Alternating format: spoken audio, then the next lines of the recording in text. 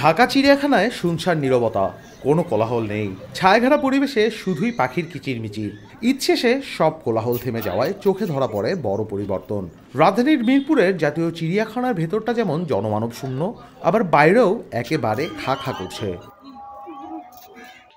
তবে এই নির্জনতায় ইট পাথরের খাঁচায় বন্দি ২,৭৭৮ বন্য বাসিন্দা যেন দুদণ্ড শান্তির সন্ধান পেয়েছে।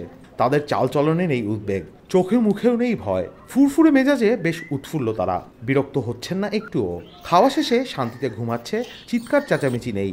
এখন তাদের পরিচর্যারও অভাব হচ্ছে না। আজকের যে আবহাওয়া, এই আবহাওয়ায় আমাদেরকে চিড়িয়াখানায় আসার জন্য খুব ভালো লাগছে, কারণ জনসমাগম কম, খুবই পাতলা পাতলা প্রাণীগুলো খুব সহজভাবে দেখার সুযোগ আছে, আবার বাতাস আছে, পরিবেশটা খুবই আরামদায়ক। হাতি নিয়ে ঘুরতে এসেছি, পরিবেশটা খুব সুন্দর, আনন্দ ফুর্তি করতে এসেছি, নাতুরে আউস করতে এসেছি, দেখছি সব জিনিস সুন্দর আছে।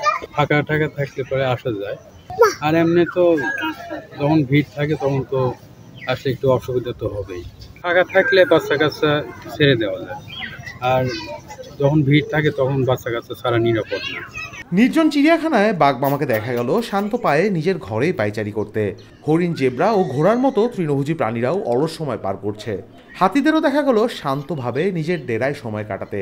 চিড়িয়াখানা জনশূন্য, তাই শত শত মানুষ বয়ে বেড়ানোর ব্যস্ততা আপাতত নেই ওদের।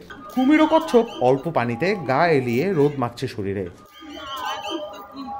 চিড়িয়াখানায় প্রাণীদের বিরক্ত করার এক অসুস্থ প্রথা আছে। কিছু অসংবেদনশীল নাগরিক এ ধরনের ঘৃণ্য কাজে খুঁজে পান পাশবিক আনন্দ।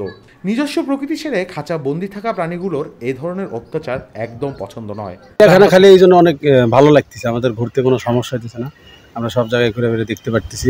খালি থাকলে আমরা বাচ্চাদের নিয়ে আমরা অনায়াসেই ঘোরাফেরা করতে পারি, কোনো সমস্যা হয় না। পরিবেশটা অনেক ভালো, অনেক ঘুরে মজা পাইতেছে, যদিও একটু গরম, তারপরেও ভালো লাগতেছে। এবার দীর্ঘদিন জনশূন্য থাকার কারণে চিড়িয়াখানায় যে পরিবর্তন দেখা দিয়েছে, তাতে প্রাণীগুলো একটু স্বস্তির নিঃশ্বাস নেবে, এমনটাই আশা সংশ্লিষ্টদের। রুমান তুর্য, খবর সংযোগ।